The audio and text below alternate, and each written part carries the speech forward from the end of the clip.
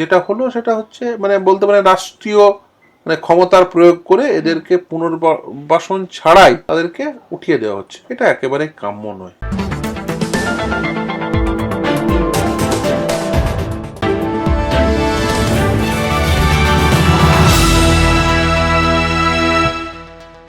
চলতি বছরে যে প্রথম হকার উচ্ছেদ হচ্ছে তা নয়, এর আগেও 1996-এ অপারেশন সানশাইনে হয়েছিল হকার উচ্ছেদ। ধর্মতলা থেকে গড়িয়াহাট সমস্ত জায়গা দিয়ে সরানো হয়েছিল হকারদের। এমনকি 2001-এ বেহালা ও টালিগঞ্জে এবং তারপর 2006-2008 সালে শ্যামবাজার ও গড়িয়াহাটেও হয়েছিল হকার উচ্ছেদ। কিন্তু এইবারের মতো নোটিশ ও পুনর্বাসনহীন হকার উচ্ছেদ কখনো দেখতে হয়নি বঙ্গবাসীকে। এই নিয়ে কি বললেন আইনজীবী ফিরদৌস শামীম, শুনে নিন। সরকার গঠন করতেই বুলডোজার পলিসি নিয়ে রেলওয়ে স্টেশনগুলোতে প্রথম হকার উচ্ছেদ শুরু করলো। আমরা দমদম থেকে দেখেছি শুরু করেছে বিভিন্ন রেলওয়ে স্টেশন, তারপরে যাদবপুর হকার উচ্ছেদ করছে।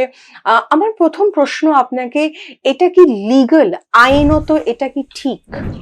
দেখুন, আমাদের দেশে না এই যে স্ট্রিট ভেন্ডারদের স্বীকৃতি দিয়ে স্ট্রিট ভেন্ডারদের এই লাইভলিহুড যাতে ঠিক করে চলে সেই জন্য 2014 সালে একটা আইন এসেছে। ফলে স্ট্রিট ভেন্ডারদের অধিকারের স্বীকৃতি প্রাপ্তি হয়েছে। আগে কি ছিল? আগে ওই স্ট্রিট ভেন্ডাররা বসতো, তার কাছ থেকে পুলিশ ওই হপ্তা নিত, স্ট্রিট ভেন্ডারদের তাদের মতো করে ডিল করতো এবং স্ট্রিট ভেন্ডারদের বাধ্য করতো তাদেরকে বিভিন্নভাবে অত্যাচার করতে। সেটা যাতে না হয় সেই জন্য কিন্তু 2014 সালের আইন, এবং সেই আইনে একটা সুন্দর মানে একটা কমিটির কথা বলা আছে, যার মধ্যে এনজিও প্রতিনিধি থেকে শুরু করে থাকবেন, এবং তারা এই যে গোটা শহরে যে স্ট্রিট ভেন্ডাররা কোথায় বসবেন না সেটা কিন্তু তারা ঠিক করবেন। স্ট্রিট ভেন্ডারদের মানে সংখ্যা থেকে শুরু করে সমস্ত কিছু তারা ডাটাবেসটা রাখবেন। আমাদের রাজ্যে এখনো পর্যন্ত কিন্তু সেই কমিটি তৈরি হলো না। অদ্ভুতভাবে যেটা হলো সেটা হচ্ছে মানে বলতে পারেন রাষ্ট্রীয় মানে ক্ষমতার প্রয়োগ করে এদেরকে পুনর্বাসন ছাড়াই তাদেরকে উঠিয়ে দেওয়া হচ্ছে, এটা একেবারে কাম্য নয়। দেখুন, যে মানুষগুলো এতদিন ধরে স্ট্রিট ভেন্ডার হিসেবে কাজ করছেন, তার রুটি রুজি চালাচ্ছেন, তার উপর ডিপেন্ড করে ধরুন তার পরিবারে মা আর বৃদ্ধ মা রয়েছেন, বৃদ্ধ বাবা রয়েছেন, সন্তান সন্ততি হয়তো স্কুল কলেজ বিশ্ববিদ্যালয়ে পড়াশোনা করেন। হঠাৎ করে এক লহমায় যদি সেটা শেষ হয়ে যায়, সেটা কি ঠিক এতগুলো মানুষের? প্রথম। দ্বিতীয় হচ্ছে, দেখুন, স্ট্রিট ভেন্ডাররা তারা ভেন্ডিং করে তারা তাদের পেট চালান, এটা একটা দিক। দ্বিতীয় আর একটা দিক আছে। আমার শহরে যত ধরুন এই ধরুন কলকাতা শহরে যত মানুষ বসবাস করেন, তার 30-40% মানুষ প্রতিদিন শহরের বাইরে থেকে শহরে আসেন, বিভিন্ন কাজে আসেন। কেউ ধরুন রাজমিস্ত্রির কাজ করতে আসছেন, কেউ ধরুন এখানে মানে মুটের কাজ করতে আসছেন, কেউ ধরুন সব থেকে বড় কথা ওই যে বিভিন্ন বাড়িতে হাউস হেল্প হিসেবে আসছেন, এবার বিভিন্ন কাজ করতে আসছেন, কেউ হয়তো ড্রাইভারি করতে আসছেন, মানে মূলত কায়িক শ্রম করতে আসেন। একটা অংশ হয়তো দেশ বিদেশ থেকে আসছে, কেউ পর্যটনের জন্য, সেটা আলাদা। কিন্তু যারা মূলত কায়িক শ্রম দিতে আসছেন, যারা শহরটাকে সচল রাখেন, সেই মানুষগুলো দৈনন্দিন রোজগার কত তাদের? 300, 400, 500 ম্যাক্সিমাম। এবার যে মানুষটি 300 টাকা দৈনন্দিন এই শহরে এসে আয় করেন, সেই মানুষটিকে যদি আপনি বাধ্য করেন যে আপনাকে রেস্টুরেন্টে খেতে হবে, সম্ভব? সম্ভব না। সে কিন্তু স্ট্রিট ভেন্ডারদের কাছ থেকে অনায়াসে 30 টাকা, 40 টাকা, 50 টাকায় মাছ ভাত ডিম ভাত খেয়ে ফেলবে। আপনি বেশি যেতে হবে না। আমি কলকাতা হাইকোর্টের পাশে 10 নম্বর কিরণ শঙ্কর রায় রোডে চেম্বারে বসে আপনাকে ইন্টারভিউ দিচ্ছি। আপনি গোটা কলকাতা হাইকোর্টের আশেপাশে দেখুন তো, অল আর স্ট্রিট ভেন্ডার। এবং আপনি এখানে এসে সব থেকে মানে সুস্বাদু খাবার কিন্তু এই স্ট্রিট ভেন্ডারদের কাছ থেকেই পাবেন। এই বিবাদ অঞ্চলের মানে স্ট্রিট ফুড, সেটা কিন্তু একেবারে একটা ঐতিহ্যশালী স্ট্রিট ফুড। সেখানে এসে মানে দেশ বিদেশ থেকে যারা ফুড ব্লগার আসেন, তারা কিন্তু এসে ওই ফুড ব্লগিং করেন তাদের স্ট্রিট ফুডের উপরে। এই যে ধরুন শিয়ালদা স্টেশনে আপনি চলে যান, দমদম বা যাদবপুর প্রতিটি স্টেশনে, বাঘাযতীন, সোনারপুর, প্রতিটি স্টেশনে এক একটা স্টেশনে হয়তো কোনো জায়গায় হয়তো রোল ভালো, কোনো জায়গায় মানে আপনি আপনি জানেন কোন জায়গায় মানে প্রধানমন্ত্রী এসে ঝালমুড়ি খেয়ে গেছে, কোন জায়গায় ঝালমুড়ি এত সুস্বাদু আপনি মানে আপনিও মানে মুখে জল চলে আসছে আপনার। এই যে ধরুন এই মানুষগুলো আপনি অল অফ দ্য সাডেন পুনর্বাসন ছাড়াই ছুড়ে ফেলছে। প্রথম কথা দেখুন, যে রাস্তাটা ফুললি অকুপাইড সেটা হওয়া উচিত নয়, কিন্তু যখন হয়ে গেছে তখন তাদের একটা পুনর্বাসনের ব্যবস্থা দিয়ে তারপরে সেই রাস্তাটাকে ভ্যাকেট করুন, বা অন্তত পক্ষে আমি তো মনে করি সর্বদা এটা হওয়া উচিত। যে ফুটপাথ রয়েছে 1/3 স্ট্রিট ভেন্ডিং এর জন্য, 2/3 ফুটপাথে চলাচল করে মানুষের জন্য। সেটা হলে আমার মনে হয় যে সেটাই সব থেকে ভালো ইকুয়েশন তৈরি হবে। প্রীতস্তা, শুধু রেলওয়ে স্টেশন না, যাদবপুরে তো বিশাল উচ্ছেদ হলো, সেখানে কোর্ট ইন্টারিম রিলিফ দিতে রিফিউজ কেন করলো প্রথমে? দেখুন, আমি কোর্ট আজকে কিছু মামলায় ইন্টারিম রিলিফ দিয়েছেন, কিন্তু দেখুন সেটা তো আদালতের বিষয়, সেটা আমি সেই মামলায় ছিলাম না, ফলে সেই মামলায় নিয়ে আমি কোনো মন্তব্য করব না। কিন্তু আমি এই যে ভাঙা অবৈধ নির্মাণ ভাঙার ক্ষেত্রে বলতে পারি, সেক্ষেত্রে কিন্তু আদালত কিন্তু ইন্টারিম রিলিফ দিয়েছে, এবং আমি যেগুলো করেছি সেগুলো কিন্তু সবকটাই ইন্টারিম রিলিফ পেয়েছি। ফলে সেটা দেখুন, সেটা আদালতে যিনি ছিলেন, যারা ছিলেন, সেটা বলতে পারবেন। এটুকু বলতে পারি যে এটা শুধুমাত্র আদালতের আইনি কচকচানির জায়গায় না রেখেও আপনি এটুকু বুঝুন, যদি কেউ তার কারো পার্সোনাল জায়গা অকুপাই করে সেটা অনুচিত, কিন্তু এই রাজ্যে বা তথা এই দেশে বেকারত্বের সমস্যা এতটাই বেশি, এখানে আপনি বেকারত্বের সমস্যাটাকে অ্যাড্রেস করতে গেলে আপনাকে কিন্তু এই হকার সমস্যাটাকেও অ্যাড্রেস করতে হবে। আপনাকে হকারকে কিন্তু সমস্যা হিসেবে না দেখে একটা সমাধানের রাস্তায় নিয়ে যেতে হবে। আপনি শুধু হকারকে সমস্যা ভাবলে হবে না, কিন্তু এটি যে একটা সমাধান, বেকারত্বের সমাধান, এই শহরে আসা প্রান্তিক মানুষদের খাবার পুষ্টির সমস্যা সমাধান, এইভাবে দেখে কিন্তু এই হকারগুলোকে আপনাকে অ্যাড্রেস করতে হবে। আরেকদিকে যদি বিজেপির আজকে সরকার যে কথাটা বলছে যে অনেক হকার ইলিগাল বেআইনি টাকা দিত দালালদের জায়গার জন্য, এবং বিজেপি কিছু দালাল সেখান থেকে সরিয়েছে, এখন আর দালালকে টাকা দিতে হয় না। বিজেপির কথা হচ্ছে যে তাহলে এই যে ল্যাক্স অফ হকাররা গভর্নমেন্ট জায়গা রেন্ট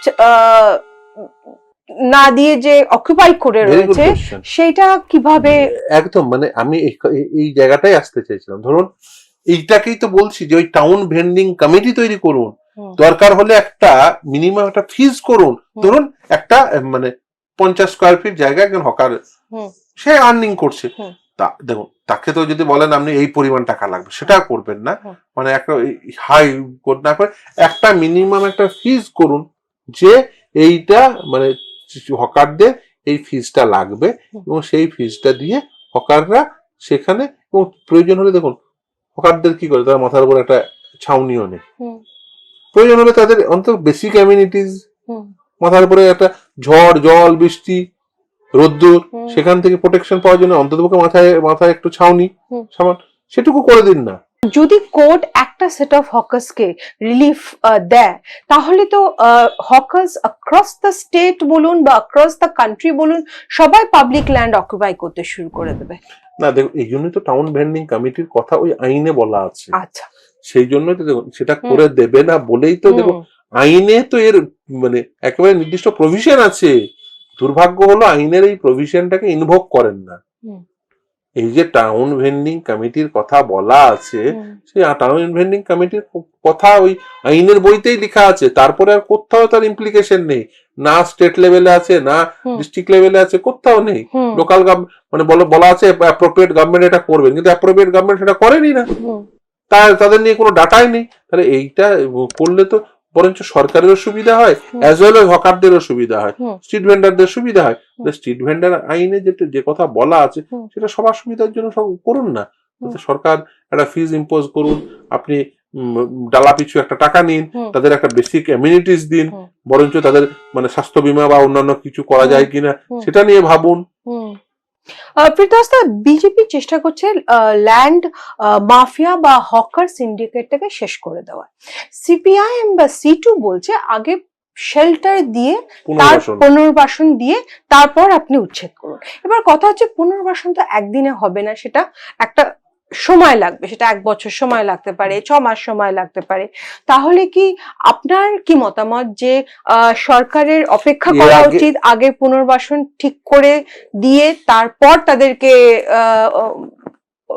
উচ্ছেদ করা মানে দিয়ে ওঠানো উচিত? একদমই। দেখুন, এর আগেও মনে থাকবে যে অনেকেই বললেন বামেদের আমলে যে হকার উচ্ছেদ হয়নি তা নয়, কিন্তু অপারেশন সানশাইন বলে দেখবেন অনেকেই বলে, কিন্তু এই কথা অনেকেই বলেন না। সেটা হচ্ছে যে সেই সময় এই বেলেঘাটা মার্কেট থেকে শুরু করে ইভেন মানে গড়িয়াহাটের ওই যে নিচে মার্কেট, এগুলো কিন্তু সব হকারদের জন্য। ওরা কিন্তু সব স্ট্রিট ভেন্ডার ছিলেন। স্ট্রিট ভেন্ডারদের একেবারে নির্দিষ্টভাবে দোকান তৈরি করে দিয়েছিলেন, তাদের পুনর্বাসিত করেই হকার উচ্ছেদ হয়েছিল। ফলে ফলে এইটা কিন্তু নতুন বিষয় কিছু নয়, কিন্তু আপনাকে একটু সহানুভূতির সঙ্গে ভেবে আপনাকে একটা জায়গা তৈরি করে তারপরে আপনি পুনর্বাসিত করে তারপরে হকার উচ্ছেদ করুন। সরকার যদি 30 দিনের একটা নোটিশ দিত বুলডোজ করার আগে, উচ্ছেদ করার আগে, সেটার ব্যাপারে আইনে তো সে কথা বলাই আছে। দেখুন, যে কোনো মানুষকে তার ডকুমেন্ট থাকুক না থাকুক, যে কোনো মানুষকে অপরচুনিটি অফ হিয়ারিং দেওয়া উচিত। ধরুন শুধুমাত্র অপরচুনিটি অফ হিয়ারিং কেন, যে ধরুন মালপত্রগুলো রয়েছে, আপনি বলছেন 10 মিনিটের মধ্যে ওঠে, 10 মিনিটে সম্ভব একটা বাড়িতে? আপনি তো এটা নির্দয় ভাবে আপনি বুলডোজার চালাচ্ছেন। এটা তো মানে আপনি রাষ্ট্রীয় ক্ষমতা আছে বলে আপনি যা ইচ্ছা তাই করবেন, এটা তো কোনোভাবেই কাম্য না, এবং এটা আমি মনে করি এটা একেবারেই অনুচিত হচ্ছে। Does the public sentiment পুরোপুরি 100% হকার্সদের সাথে রয়েছে, কিন্তু হকার্সরা অপারেটেড একটা নেক্সাসের থ্রু দিয়ে, Nexus of Baahubali, strong man. এবার তাদেরকে ফাইট করতে হবে, হকার্স মানে সিন্ডিকেট, বাহুবলী, এদেরকে ফাইট করতেও হকার্সদেরকে ফাইট করতে হচ্ছে। মানে এই ব্যাপারটার উপর মানে আমি উচ্ছেদ থেকে সরে গিয়ে একটু হকার্সদের প্রবলেমটা নিয়ে কথা বলার চেষ্টা করছি। যে বাহুবলীরা আছে, সরকার রেদার তাদের উপর ব্যবস্থা নিচ্ছেন না কেন?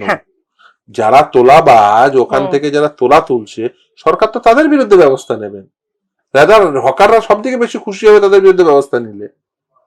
যারা এই এলাকার যে রাজনৈতিক দাদা যে টাকা তুলতো ডালা পিছু, বা এলাকার যে পুলিশ অফিসার ডালা পিছু টাকা তুলতো, তাদের বিরুদ্ধে ব্যবস্থা নিন। তাদের বিরুদ্ধে ব্যবস্থা নেওয়ার বদলে হকারটার বিরুদ্ধে ব্যবস্থা নিচ্ছে, এটা অনুচিত। তাদের বিরুদ্ধে ব্যবস্থা নিলে হকাররাও হাততালি দেবে, সাধারণ জনগণও হাততালি দেবে। কিন্তু আপনি সেটা দেওয়ার বদলে, করার বদলে, এই যে ধরুন মানে কিছু মনে করবেন, এটা হওয়া উচিত না। শারীরিক আক্রমণ একেবারে আমি মানে অনুচিত মনে করি। মানে এটা কখনোই কাম্য নয়, কোনো অবস্থাতেই কাম্য নয়। সে আপনি ফুলই ছুড়ুন আর ডিমই ছুড়ুন, যাই ছুড়ুন, কোনোভাবেই কাম্য না। কিন্তু আজকে যে ধরুন তৃণমূল কংগ্রেসের নেতা নেত্রী যাদের দিকে ডিম ছুটছে, আপনি সত্য কথা বলুন তো, মানুষের ফিলিংস কি মানে সেটা হচ্ছে? মানুষ বরঞ্চ আনন্দিতই হচ্ছে। মানে হওয়া উচিত নয়, কিন্তু এটা হচ্ছে কেন? মানুষের তাদের প্রতি ঘৃণা আছে, মানে তারা ঘৃণার পাত্র হয়ে উঠেছেন। মানে গোটা কলকাতা শহরে আপনি এমন একটি লোকও খুঁজে পাবেন না যে যারা তৃণমূল কংগ্রেসের নেতা নেত্রী ডিম খাচ্ছে তাদের নিয়ে কেউ সহানুভূতি দেখাবে।